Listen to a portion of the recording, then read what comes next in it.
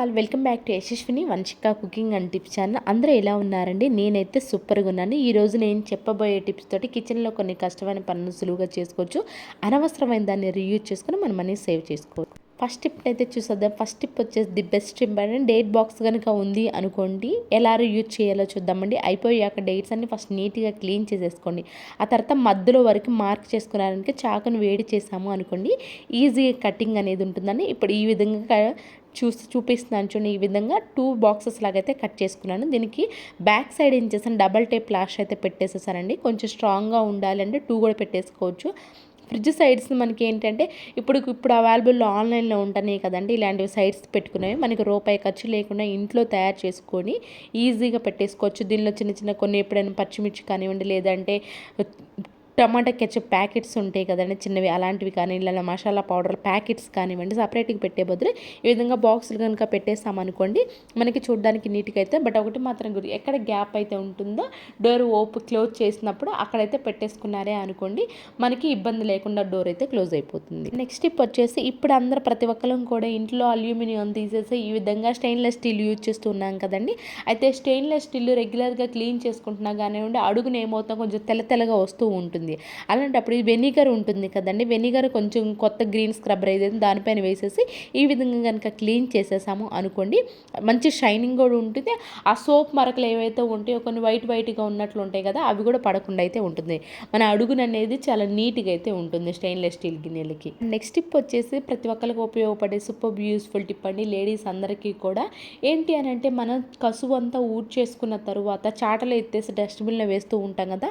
అయితే ఈ చాటను రెగ్యులర్గా ఆ కసు దగ్గర పెట్టడం వల్ల ఏమవుతుంది అని అంటే, నీట్గా కనిపించదు కానీ దుమ్మంతా అంటుకుపోతుంది. కొన్నిసార్లు తడిది ఏమైనా ఉందా, తడి కూడా ఆ చీపురు ద్వారా ఈ చాటకు కూడా అంటుకుపోతూ ఉంటుంది. చాట కానీ వదిలేసాను చూడడానికి కూడా ఇబ్బందిగా ఉంటుంది కదండి.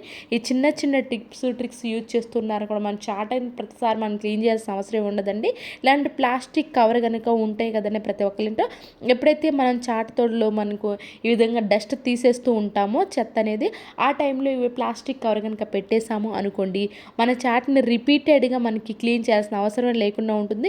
సేమ్ కొత్త దానిలాగే ఉంటుంది. ఎక్కువ మురికంటున్నా కానీ చూడడానికి ఇబ్బందిగా అనిపిస్తూ ఉంటుంది కదా, అలా మనకి ఇబ్బంది పడకుండా ఉండాలి. ఎప్పుడు చూసినా మనకి చాట్ అది కొత్త దానిలాగా ఉండాలని ఉంటే ఈ విధంగా అయితే ట్రై చేయండి. ఐ హోప్ ఈ టిప్ అయితే నచ్చిందని అనుకుంటే, నచ్చితే కనుక ప్లీజ్ ఒక లైక్ చేసి నా ఛానల్ని సపోర్ట్ చేయండి. నెక్స్ట్ టిప్ వచ్చేసి, ఇలాంటి గ్లాసెస్ మనం షెల్ఫ్స్ పెడుతూ ఉంటాం కదండి, డైరెక్ట్గా సేమ్ ఒకే మనకి అన్నీ డౌన్గా పెట్టేసాము అనుకోండి, ప్లేస్ అనేది అస్సలు మిగలదండి.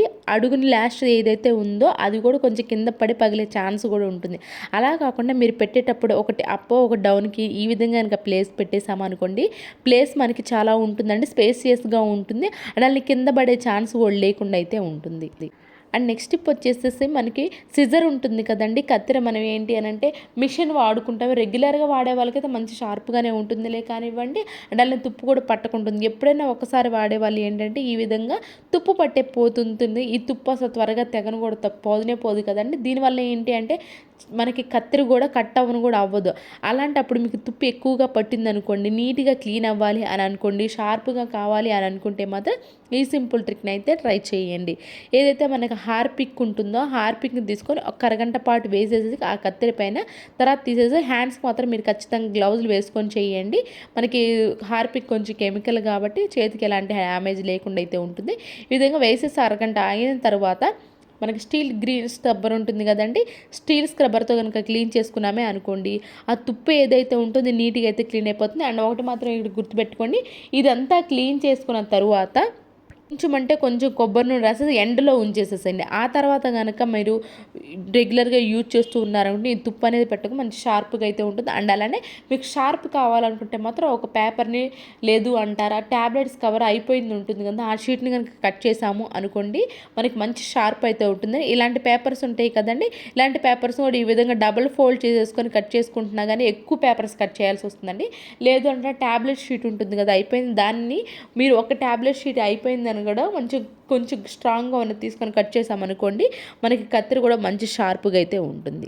ఐ హోప్ ఇదైతే నచ్చిందనే. నచ్చితే ప్లీజ్ మీకు ఏది బాగా నచ్చింది అనేది కూడా కమెంట్ బాక్స్లో కమెంట్ చేయండి.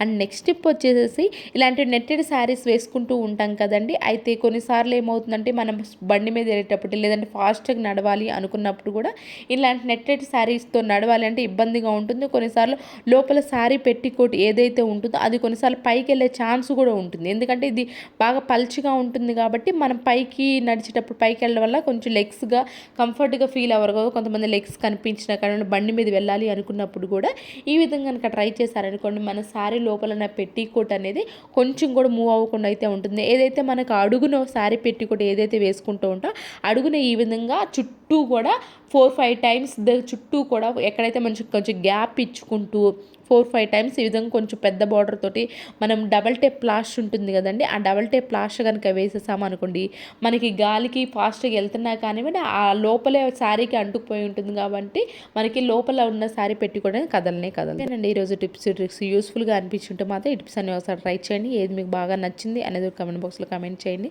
లైక్ చేయండి, షేర్ చేయండి, సబ్స్క్రైబ్ చేసుకోవడం మాత్రం అస్సలు మర్చిపోకండి. రేపటి వీడియోలో మంచి టిప్స్ మళ్ళీ మీ ముందుకు వస్తాను. అంతవరకు మీ అందరైతే హ్యాపీగా ఉన్న హార్ట్ఫుల్గా అయితే కోరుకున్నాను. Thank you so much for your watching.